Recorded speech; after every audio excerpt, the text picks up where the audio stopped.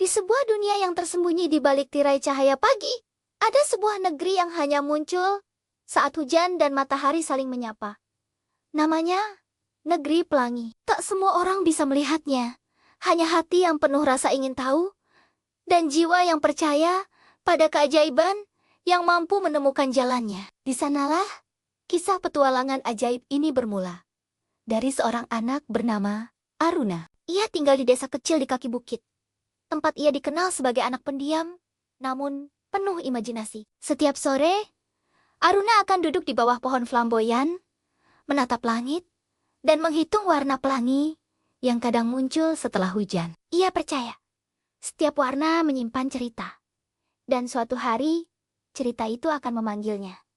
Suatu sore, hujan turun lebih lama dari biasanya. Saat matahari terbit perlahan, pelangi yang muncul tampak berbeda. Warnanya lebih terang, seolah berdenyut, dan ujungnya seperti menyentuh bukit di belakang desa. Aruna merasakan getaran halus di dadanya.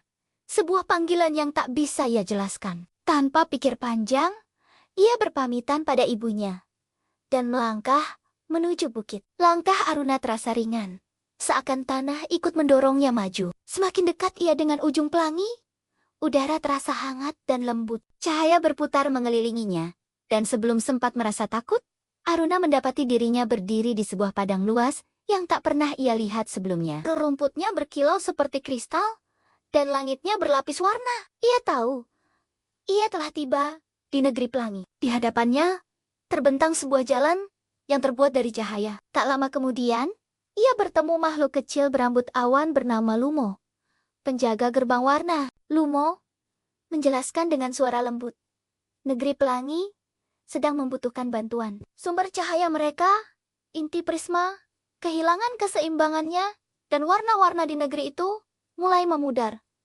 Jika dibiarkan, negeri itu akan lenyap. Untuk memulihkannya, diperlukan perjalanan melintasi 7 wilayah warna, masing-masing menyimpan ujian dan pelajaran. Aruna merasa kecil di hadapan tugas besar itu, namun tekadnya menguat. Ia mengangguk, bersedia mencoba. Perjalanan dimulai di wilayah merah, tempat keberanian diuji. Tanahnya hangat dan berdenyut seperti jantung. Di sana, Aruna menghadapi bayangan ketakutannya sendiri yang menjelma menjadi raksasa kabut. Raksasa itu menakutkan. Namun Aruna mengingat alasannya melangkah sejauh ini. Ia menatap raksasa itu dengan mata terbuka, mengakui rasa takutnya tanpa membiarkannya menguasai. Ketika ia berani melangkah maju, raksasa kabut itu memudar, meninggalkan cahaya merah yang menyatu ke dalam gelang cahaya di pergelangan tangannya. Wilayah berikutnya adalah oranye, tanah kreativitas dan semangat. Di sini, sungai mengalir dengan warna keemasan dan pohon-pohon berbuah ide. Aruna diminta menyelesaikan teka-teki yang tak memiliki satu jawaban benar. Awalnya ia bingung, namun ia teringat pada kebiasaannya berimajinasi di bawah pohon flamboyan. Ia menggambar solusi dengan ranting di tanah, menyanyikan ide, dan menari mengikuti irama angin. Wilayah oranye merespons kegembiraannya, menghadiahkan cahaya oranye yang hangat. Wilayah kuning menyambutnya dengan sinar cerah. Tempat kebahagiaan dan harapan diuji. Di balik kecerahannya, Aruna menemukan makhluk-makhluk yang kehilangan senyum karena harapan mereka pernah patah. Aruna duduk bersama mereka, mendengarkan cerita tanpa menghakimi. Ia berbagi kisah kecil dari desanya, tentang hujan, tentang pelangi, tentang mimpi sederhana. Perlahan, senyum kembali merekah, dan cahaya kuning pun menyatu. Lebih terang karena telah dibagi. Di wilayah hijau, hutan tumbuh subur, dan dondonia berbisik tentang keseimbangan. Di sini, Aruna harus memilih antara jalan pintas yang menggoda dan jalur panjang yang aman. Ia belajar bahwa kesabaran adalah bagian dari pertumbuhan. Dengan langkah mantap, ia memilih jalur panjang, membantu tanaman yang layu di sepanjang jalan. Wilayah hijau memberinya cahaya yang menenangkan, mengajarkan bahwa merawat adalah bentuk kekuatan. Wilayah biru membawa Aruna ke tepi danau yang luas, cerminan kejujuran dan ketenangan. Permukaannya memantulkan kenangan yang ingin ia sembunyikan. Aruna melihat Sotsat, ia meragukan diri sendiri. Ketika ia merasa tak cukup, ia menarik napas, mengakui perasaan itu, dan melepaskannya seperti batu kecil ke danau. Air beriak, lalu tenang kembali. Cahaya biru menyatu, membawa kedamaian yang dalam. Di wilayah Nila, senja abadi menyelimuti langit. Ini adalah wilayah kebijaksanaan dan refleksi. Aruna bertemu seorang penjaga tua yang berbicara dengan pertanyaan, bukan jawaban. Mereka berbincang lama, membahas arti perjalanan dan tujuan. Aruna menyadari bahwa jawaban sering tumbuh dari proses, bukan dari akhir. Cahaya Nila mengalir lembut, memperdalam pemahamannya. Wilayah terakhir adalah ungu, tempat imajinasi dan persatuan.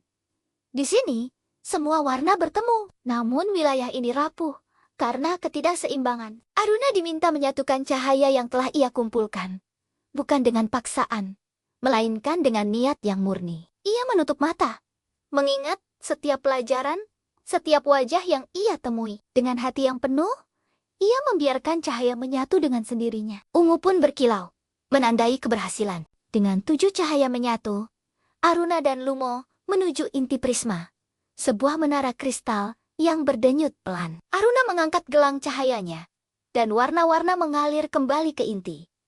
Negeri pelangi bersinar lebih terang dari sebelumnya. Langit bernyanyi, tanah berkilau, dan angin membawa aroma harapan. Lumo tersenyum, mengucapkan terima kasih dengan mata berkaca-kaca. Saat keajaiban mencapai puncaknya, Aruna merasakan tarikan lembut. Negeri pelangi memudar perlahan.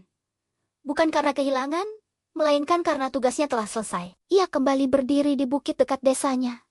Pelangi memudar di langit senja. Mantelnya masih hangat, dan di pergelangan tangannya tersisa kilau lembut yang hanya ia yang dapat melihatnya. Aruna pulang dengan langkah yang berbeda. Ia membawa pelajaran yang tak kasat mata, namun terasa nyata. Di desanya, ia menjadi pendengar yang baik, penolong yang sabar, dan pengingat bahwa setiap warna dalam diri seseorang memiliki tempat. Setiap kali hujan turun dan pelangi muncul, Aruna tersenyum, tahu bahwa negeri pelangi selalu ada bagi mereka yang berani melangkah dengan hati tulus. Dan begitulah, petualangan ajaib itu tak berakhir di sebuah negeri tersembunyi. Ia hidup dalam tindakan kecil, dalam keberanian untuk jujur, dalam kesabaran untuk merawat, dan dalam imajinasi yang terus menyala. Negeri pelangi mungkin tak selalu terlihat, tetapi selama ada anak-anak yang percaya pada keajaiban, warnanya akan selalu menemukan jalan untuk bersinar. Terima kasih sudah mendengarkan. Sampai jumpa di cerita berikutnya.